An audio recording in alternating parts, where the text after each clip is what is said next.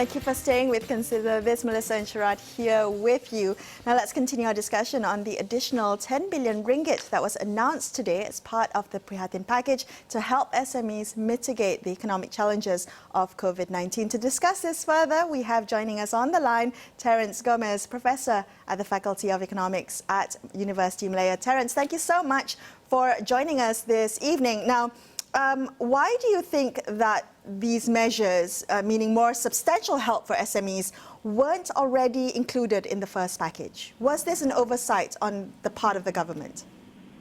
Yes, I would say this was a major oversight. The focus of the government, I would argue, in the first stimulus package was really on people. In fact, I would go on to say that the government, when they planned the first stimulus package, the idea was to present it like a budget. I saw it as a political kind of stimulus package, which reaching out to the electorate. The Prime Minister himself said that he did not have the mandate of the people when he opened his first stimulus package. So I saw this as a political response to how he wanted to engage with the electorate to garner favor from them. And in doing so, he left out the SME sector. Subsequently, as you will know, there was a serious backlash against the government from the SME sector. Now, to be fair to the government, what I like about this government is that it has shown itself to be a responsive state. By that I mean recognizing that they had made a major oversight. There was then an attempt by them now to come up with the second stimulus package where you see the focus is solely on the SME sector. This is very important because the SME sector constitutes 98.5% of the corporate sector. Terence, do you think that, there's some discussion around the numbers, right? So Mahathir had announced 20 billion. There was the full package announced by Muhyiddin at 250 billion. There was a kind of wow factor mentioned by, magazines like The Economist and such. Should we be looking at it in terms of the size, just the number itself? Is that significant? No, I don't think you should look just solely at the numbers. The numbers can be misleading. If you want to look at the actual stimulus that has gone into the economy, we are talking about 25 billion here. 20 billion came from Mahathir, and the additional 5 billion came from the Kuttan government, and now you're seeing another 10 billion stimulus into the economy. So don't be too fooled by the 250 billion figure. You should disaggregate the figures to see where exactly the money is coming from, and then you'll find that it's not as big as it's made out to be.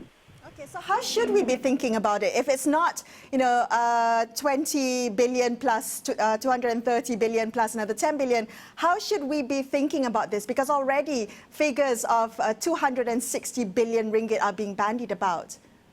To my mind, I would argue that you should not just look at it solely from the perspective of money being put in.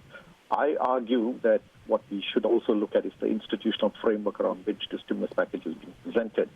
Now, to my mind here, what I see as a failure or oversight on the part of the government is that it doesn't seem to recognize that at hand it has an institutional framework which it can employ to effectively get help to the ground. Their focus is really from the point of view of just money. But there's, as I said, the mechanisms in place which the government has at hand, which it has completely overlooked. So let me give you some examples. Now, Melisa, you said in your earlier question, Mr. Kang, can you give us an idea of the corporate world, the SME world? The corporate world today, if you look at Malaysia, we're talking about 1.2 million firms. Now, 98.5% of those companies are SMEs.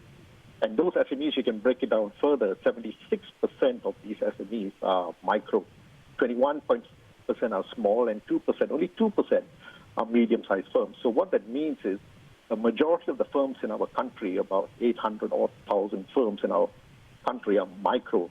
Now, this is a major structural problem that we have to deal with. And if you also look at these firms, many of them are also family firms. Now, what is the institutional structure that we have here that we can employ to get help to the ground?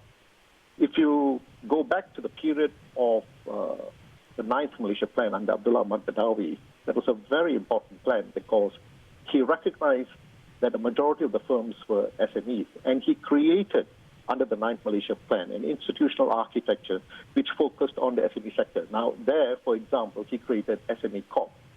He also talked about SME banks. He created facilities such as institutions such as MDEC, Halal Development Corporation, the Biotech Corporation. These were all important institutions which were created to help the SME world.